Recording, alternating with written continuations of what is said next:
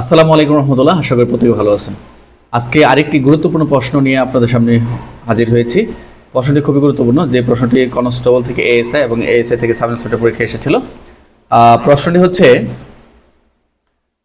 Chart of evidence বলতে কী বোঝো, এবং এই চার্ট অফ এভিডেন্সের আদালতের গুরুত্ব কতটুকু। এই মোটামুটি এই প্রশ্নগুলো আসলে কালের প্রেক্ষাপটে অর্থাৎ সময়ের সাথে সাথে মোটামুটি এখন সবাইকে পড়াশোনা করতে হয়।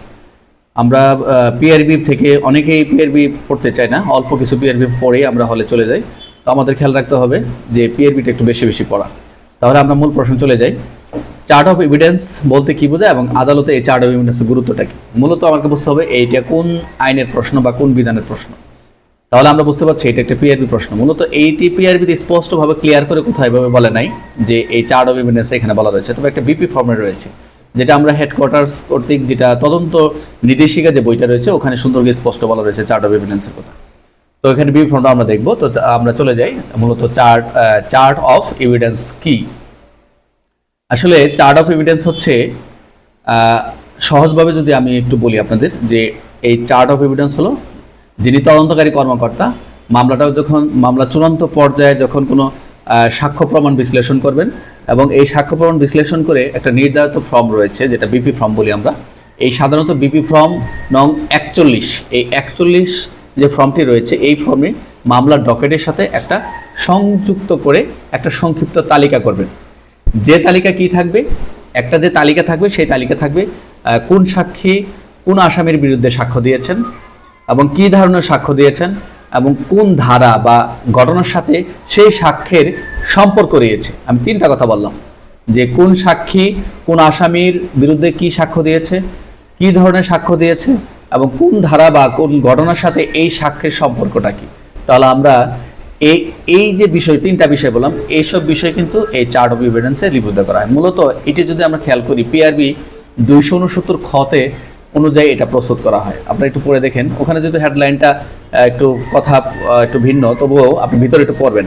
এটি পিআরবি 269 খ অনুযায়ী প্রস্তুত করা হয়। তাহলে আমরা চার্ট অফ এভিডেন্সটা কি, চার্ট অফ এভিডেন্সটা আমরা একটু সংজ্ঞাটা কি দেখলাম, যে চার্ট অফ এভিডেন্স বলতে বোঝাচ্ছে যে তদন্তকারী কর্মকর্তা মামলা চূড়ান্ত পর্যায়ে কোনো সাক্ষ্য প্রমাণ বিশ্লেষণ করে নির্ধারিত ফর্মে সাধারণত 41 যে ফর্ম রয়েছে সেই মামলা ডকেটের সাথে একটি সংক্ষিপ্ত তালিকা করে যে তথ্যগুলো দেবেন সেটাই হচ্ছে কি চার্ট অফ এভিডেন্স। তাহলে এখন চার্ট অফ এভিডেন্স আমরা তিনটা বিষয় খেয়াল করলাম। এছাড়া আমরা কি বিষয় অন্তর্ভুক্ত থাকে, এই তিনটে ছাড়া অনেকগুলো বিষয় থাকবে, এগুলো আমরা কথা বলতেছি আর একটু পরে আসতেছি। তাহলে আমরা এটা একটু বলে নিই যে চার্ট অফ এভিডেন্স আসলে কি থাকবে। সেখানে চার্ট অফ এভিডেন্স থাকবে আপনার ফৌজদারি কার্যবিধি 1:1 থাকবে, এটা একটা বিষয় খেয়াল রাখবেন। যেন আমরা কে সাক্ষ্য দিই, যেহেতু সাক্ষ্যের কথা বললাম, তাহলে ফৌজদারি কার্য 164 থাকবে, যদি মামলার মেরিট অনুযায়ী 164 থাকবে।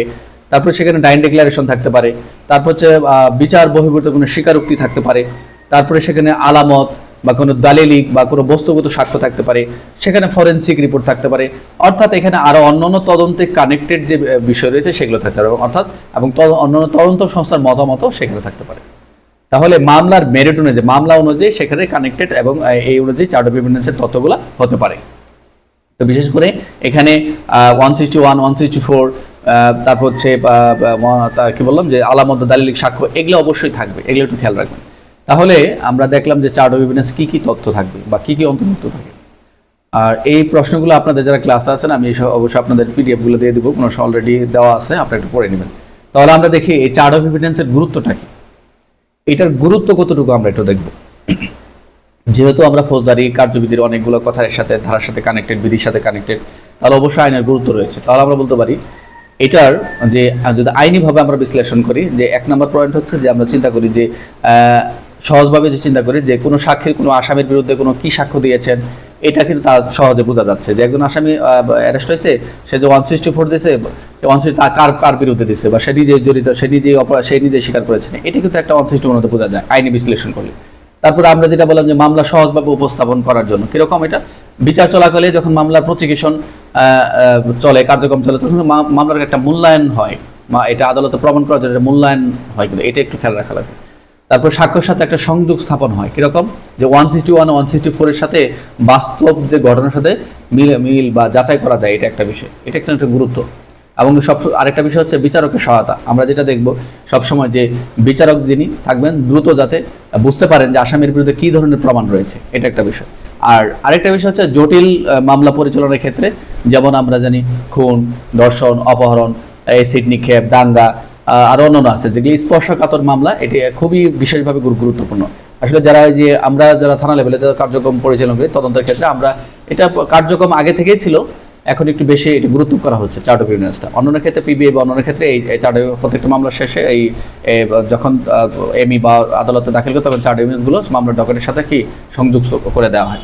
তাহলে আমরা কি দেখলাম, আজকের কোশ্চেন ছিল খুবই একটি গুরুত্বপূর্ণ প্রশ্ন, যেটা হচ্ছে চার্ট অফ এভিডেন্স কি, চার্ট এভিডেন্সে কি কি অন্তর্ভুক্ত করা হয়, বা চার্ট অফ এভিডেন্সের গুরুত্বটা কি।